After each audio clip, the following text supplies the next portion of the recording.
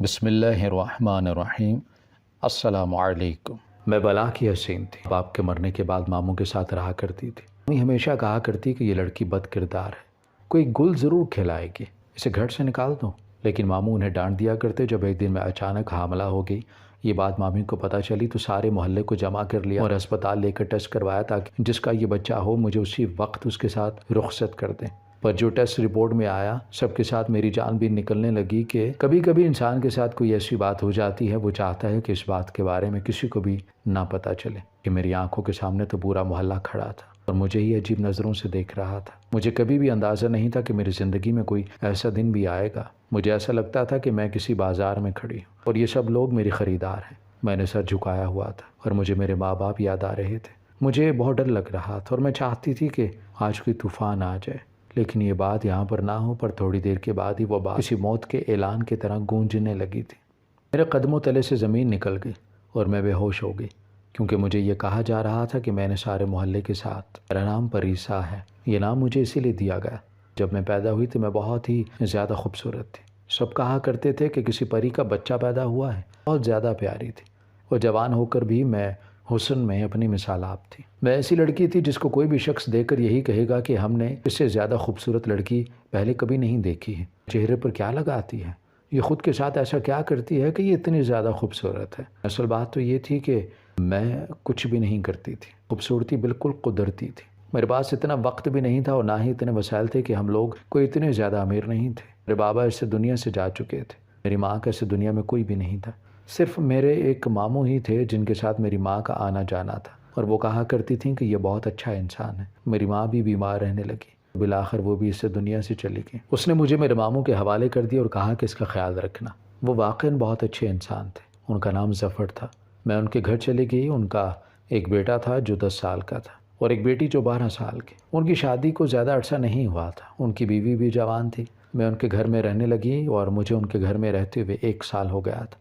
मेरे मामू ने मेरी मामी को कहा कि ये यहाँ पर ही रहेगी, तो वो बिल्कुल भी राज़ी नहीं थी। उनका कहना था कि हम किसी की जवान बच्ची का बोझ क्यों उठाएं, जवान लड़की की जिम्मेदारी होती है और ये है भी इतनी ज़्यादा खूबसूरत, कल को हमें इसकी शादी भी करना पड़ेगी। मेरे मामू ने कहा था कि देखेंगे क्या होगा, अभी इसको सड़क पर तो नहीं फेंक सकते ना।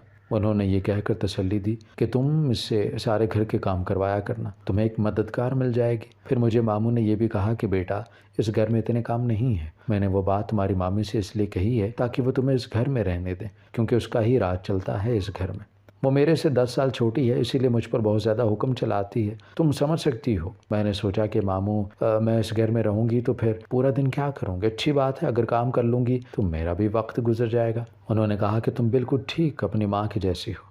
तुम्हारी माँ मेरी सगी बहन तो नहीं है, लेकिन बहनों जैसी ही है। वो मेरी कज़न थी पर बहुत ही अच्छी इंसान थी। उसने तुम्हारी तरबियत भी बहुत अच्छी की है।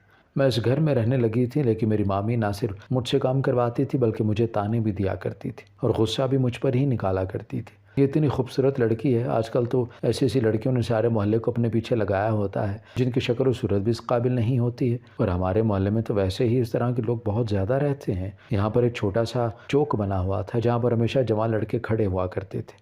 कोई सिगरेट पी रहा होता तो कोई लड़कियों को देखकर बातें करता। उन्होंने वहाँ पर अड्डा बनाया हुआ था। उनका वहाँ से हटाने की बड़ी कोशिश की गई थी, लेकिन वहाँ से हटते नहीं थे। वो कहा करते थे कि ये चौक किसी की मिल्कियत नहीं है।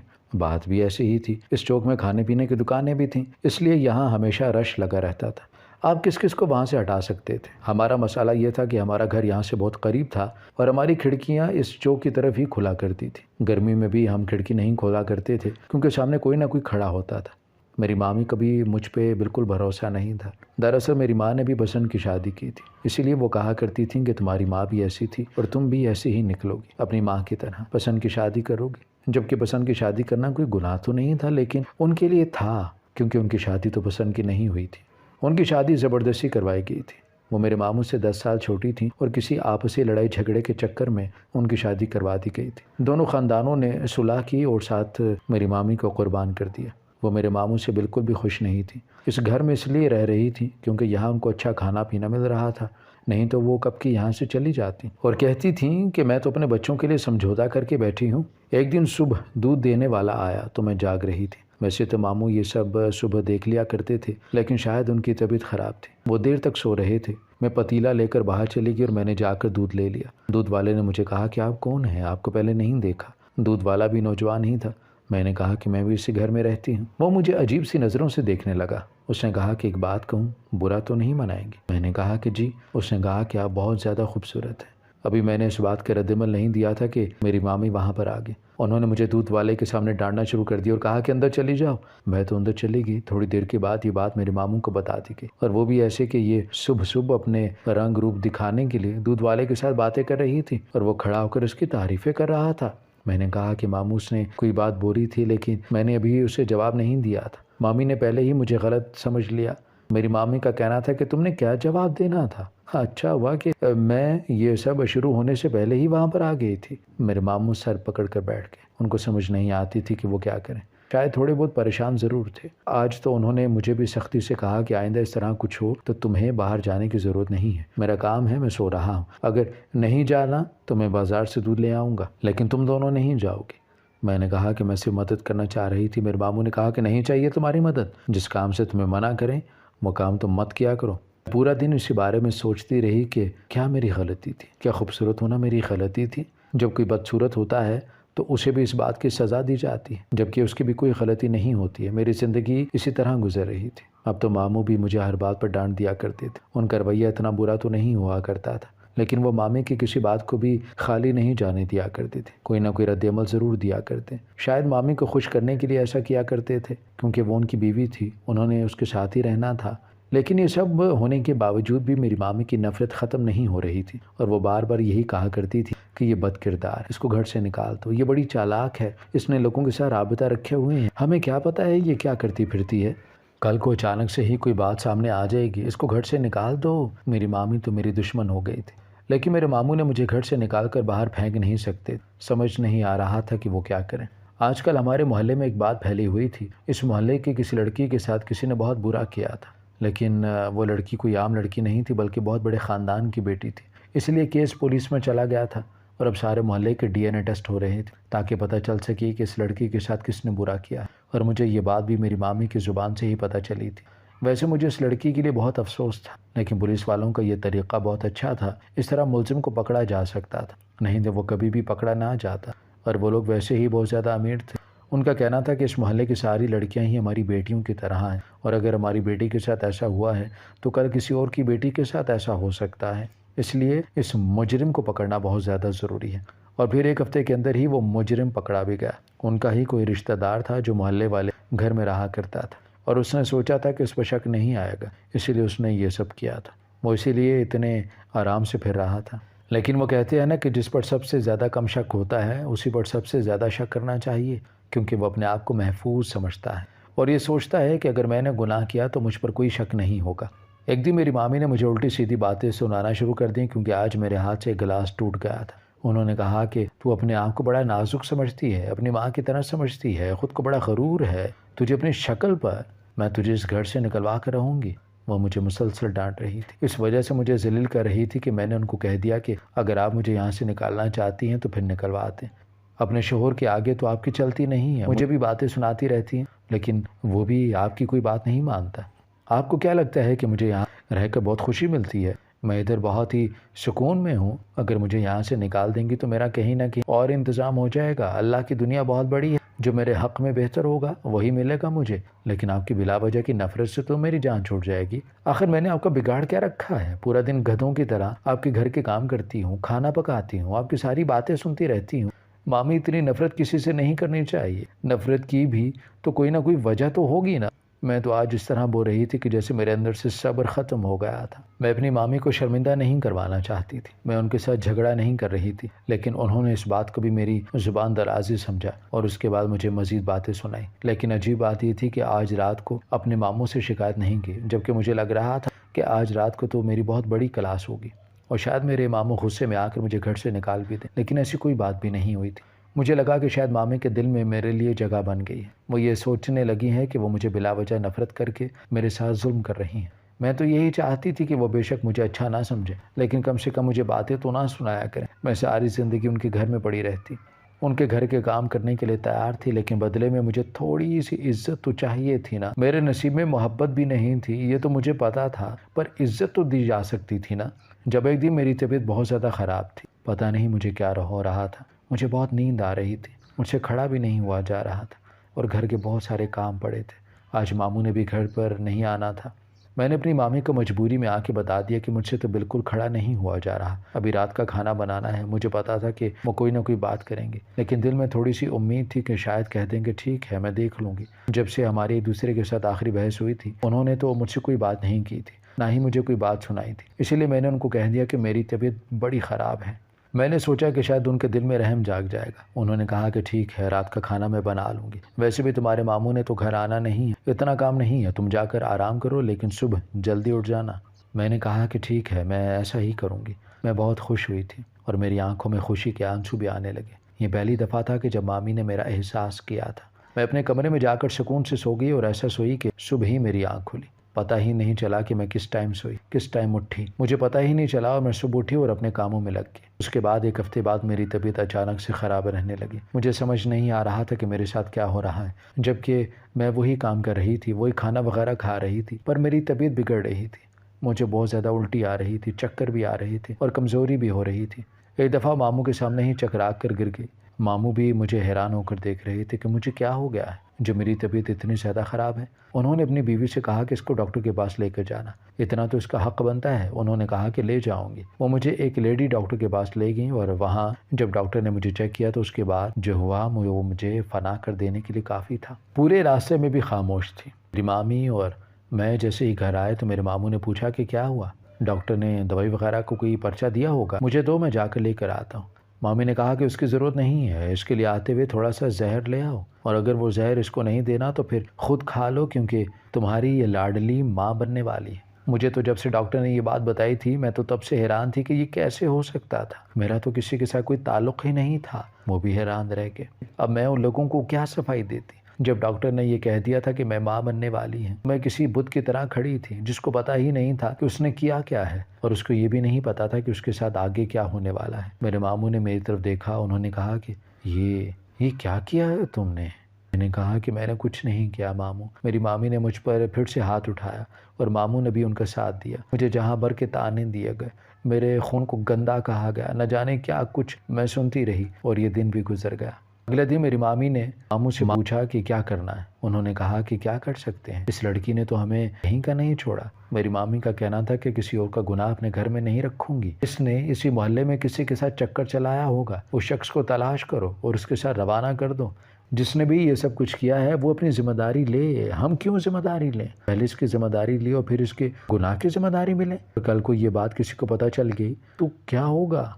जल्दी जल्दी उस शख्स को तलाश करो। मेरे मामू का कहना था कि वो शख्स तो चौक में खड़ा होगा, उसकी शक्ल पर लिखा तो थोड़ी होगा कि वो मैं ही हूँ और मैं जाकर उसे तलाश कर लूँगा। ऐसे थोड़ी होता है क्या, बच्चों जैसी बातें कर रही हो तुम। मेरी मामी ने कहा कि मुझे पता है कि क्या कैसे होता है, ये सब कुछ मालूम है मुझे, बस तुम इस मामले में ना बोलना। मेरे मामू ने अपना सर पकड़ा हुआ था, वो कहने लगे कि मैं बोलने के काबिल ही कहाँ रहा हूँ, इस लड़की ने तो मुझे बदनाम कर दिया है। मेरी मामी मलकों के घर चले गई जिनकी बेटी के साथ किसी ने बुरा किया था, उन्होंने मुजरिम को पकड़ लिया था। मेरी मामी ने उनके आगे ये सारा मसला बयान किया और कहा कि परेशान है, जैसे आप लोगों ने सारे मोहल्ले का टेस्ट करवाया था, क्या आप दोबारा करवा सकते हैं ताकि पता चले कि मामला है क्या। इस लड़की ने किसके साथ मुंह काला किया ताकि मैं उसको उसके साथ ही रुखसत कर दूं। वो लोग भी ऐसे मामलात को समझा करते थे क्योंकि उनके साथ भी यही सब कुछ हुआ था। उन्होंने कहा कि हम जैसे पहले किया था उसी तरह इंतज़ाम करवा देंगे, आप फिक्र ना करें, और आपकी मजबूरी हमारी मजबूरी, हम समझ सकते हैं क्योंकि अभी हमारे साथ ये सब कुछ हुआ है। मेरे मामू ने कहा कि इस तरह तो ये बात सारे मोहल्ले को पता चल जाएगी, ये तुमने क्या किया। मैंने कहा कि तो पता चल जाए, बेशक पता चलता रहे, वैसे भी पूरे मोहल्ले को ये भी पता है कि ये हमारी बेटी नहीं है, हमारी इज्जत की पगड़ी इसके सर पर नहीं है, इसलिए अपने मरे हुए बाप की इज्जत ख़राब की है।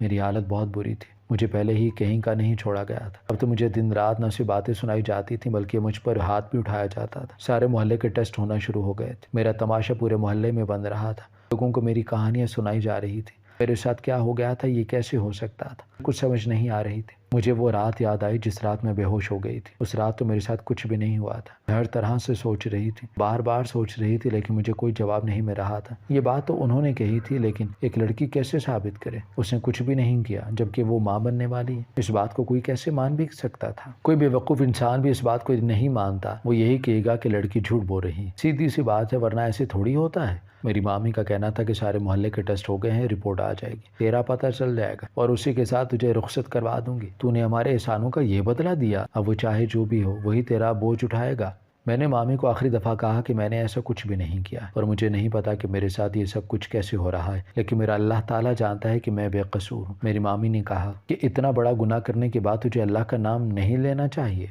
फिर वो दिन भी आ गया जो मेरा फैसला होने वाला। तो मुझे इतना अजीब लग रहा था कि सोच रही थी कि अपनी जान ही दे दूं, लेकिन मेरी मामी ने मुझे मरने भी नहीं दिया। मैंने मरने की बहुत कोशिश की तो उसने मुझे बचा लिया। शायद वो चाहती थी कि मैं जिंदा रहूं और उससे भी ज़्यादा तकलीफ और रुसवाई उठाऊं। जब रिपोर्ट सामने आई तो वो रिपोर्ट भी मलकों के घर में ही थी। हमें वहीं पर बुला लिया गया और उन्होंने भी हमें ये बताया कि ये सब कुछ किसने किया है। तो हमारे कदमों तले से ज़मीन निकल गई। वो कोई और नहीं बल्कि उस मोहल्ले में बैठा एक फ़कीर था जो पिछले 7 सालों से चौक में बैठा हुआ था और उसके साथ DNA टेस्ट मैच हो गया था। इसका मतलब ये सब कुछ उसने किया था। मेरे मामू भी हैरान रह गए थे और मैं भी। मेरे मामू ने कहा कि मैं इस पर पुलिस केस करूंगा, उसने मेरी इज्जत पर हमला किया है। लेकिन मलकों ने कहा कि इस तरह करने से आपकी इज्जत वापस नहीं आएगी। आपका मुजरिम आपको मिल गया है, अब आप बेहतर जानते होंगे कि आपने इसके साथ क्या करना है। मेरी मामी ने कहा कि इसी के साथ इसका निकाह करवाऊंगी। मेरे मामू अभी भी इस बात के खिलाफ थे, लेकिन मेरी मामी ने कहा कि इसने बड़ा कोई नेकी का काम किया है जो इसको सज़ा ना दी जाए। इसकी यही सज़ा है कि इसकी शादी फ़कीर से हो जाए। मेरे मामू ने मुझे कहा कि मैंने तुम्हारे लिए क्या कुछ नहीं सोचा था। तुम्हारी माँ से वादा किया था तुम्हारा ख्याल रखूंगा, लेकिन तुमने अपनी ज़िंदगी बर्बाद कर दी, इसीलिए मैं तुम्हारे लिए कुछ नहीं कर सकता। अगर तुम हक़ पे होती तो मैं सारी दुनिया से लड़कर तुम्हारे साथ दे देता, लेकिन तुम हक़ पर हो ही नहीं। 2 हफ्ते के अंदर ही मेरी ज़िंदगी बदल गई। 2 हफ्ते बाद पहले ये बात पता चली थी कि मैं उम्मीद से हूँ और आज मुझे उस फ़कीर के साथ रुखसत कर दिया गया था। मैं बहुत चीखी, बहुत चिल्लाई, लेकिन किसी ने मेरी बात नहीं सुनी। मेरे मामू ने तो ऐन वक्त पर मेरी तरफ देखा भी नहीं। वो घर से निकल गए और मेरी मामी ने भी मुझे उस फ़कीर के साथ ऐसे रुखसत कर दिया जैसे किसी फ़कीर को खैरात दी जाती है। पहले उसने भी कहा कि मैंने कुछ नहीं किया, लेकिन उसके बाद वो भी खामोश हो गया। मेरी मामी ने उसे कहा कि अब तुम इसे लेकर सड़क पर बैठा करो या किसी झोंपड़ी में चले जाओ, ये तुम्हारी जिम्मेदारी है। हमारे पास इसको वापस लेकर नहीं आना, हम इसके लिए मर गए हैं और हमारा इसके साथ कोई रिश्ता नहीं है। मैंने चाहते हुए मामी को सिर्फ इतना कहा कि आपने मेरे साथ अच्छा नहीं किया है। जब मैं इस दुनिया से चली जाऊंगी और अपने खुदा के पास पहुंच जाऊंगी तो उनसे आपकी शिकायत ज़रूर करूंगी। मेरी मामी को कोई परवाह नहीं थी। खैर मैं उस फ़कीर के साथ चल पड़ी, लेकिन जब वो मुझे घर में ले आया तो मैं हैरान रह गई। घर तो काफ़ी बड़ा और साफ़ सुथरा था और थोड़ी देर के बाद उसने ऐसी हरकतें की कि मेरे कदमों तले से ज़मीन निकल गई। उसने अपनी दाढ़ी उतारना शुरू कर दी, अपना हुलिया बदलना शुरू कर दिया। जब मैंने हैरान होकर देखा वो कोई फ़कीर नहीं, एक आम इंसान था जिसकी उम्र शायद 20 या 25 साल होगी। उसने कहा कि मैं कभी फ़कीर नहीं था, बल्कि मेरा एक महकमे से ताल्लुक़ है कि मुझे जासूसी करने के लिए ये हुलिया बनाकर इस तरह की नौकरी करना पड़ती है और ये मुझे अच्छी खासी तनख्वाह भी मिलती है और घर भी आज से तुम्हारा है। लेकिन मैं तो तुम्हें जानता तक नहीं था। अब तुम मेरी बीवी हो, पर मैं पता कर लूँगा कि तुम्हारी मामी ने तुम्हारे साथ ये क्या किया है। तुम परेशान मत हो। मैं हैरान हो गई थी, लेकिन शायद मेरी किस्मत इतनी बुरी नहीं थी। इंसान अच्छा था, उसका तो काम ही यही था कि ये लोगों की जासूसी किया करता था। उसने जल्द ही मामला भी हल कर लिया और पता चला कि मैं माँ नहीं बनने वाली थी, बल्कि मेरी मामी ने डॉक्टर को पैसे खिलाकर झूठ बोला था और मलकों को भी झूठ बोला था और मुझे बीमार करने की दवाइयाँ भी खिलाई गई थी। जब रिपोर्ट आने वाली थी तो वहाँ पर भी रिश्वत देकर ये सब कुछ करवाया गया था, क्योंकि मलकों की एक औरत मेरी मामी के साथ मिली हुई थी और मेरी मामी की बहुत ही अच्छी दोस्त थी। उसने ये सब कुछ करवाने में मदद की थी। ये सब कुछ प्लान के तहत हुआ था। मैं हैरान रह गई कि सिर्फ मेरी ज़िंदगी बर्बाद करने के लिए मामी ने इतना कुछ किया। उस आदमी का नाम ज़फ़र था। उसने कहा कि तुम्हारा उन लोगों से कोई ताल्लुक़ नहीं है, तुम मेरी बीवी हो। मैं भी तुम्हारे साथ शादी नहीं करना चाहता था, लेकिन जब मुझे पता चला कि तुम्हारे साथ इतना बुरा हो रहा है तो मैं खामोश हो गया, क्योंकि मैं तुम्हें वहाँ से निकालना चाहता था। तुम ऐसे लोगों में रहकर क्या करती जिन्होंने तुम्हारी इज़्ज़त का तमाशा बना दिया। लेकिन हम इस मोहल्ले वाले को असल बात ज़रूर बताएंगे, लेकिन मैं अपनी शनाख्त कभी ज़ाहिर नहीं करूँगा, नहीं तो इस तरह मेरा काम ख़राब होगा।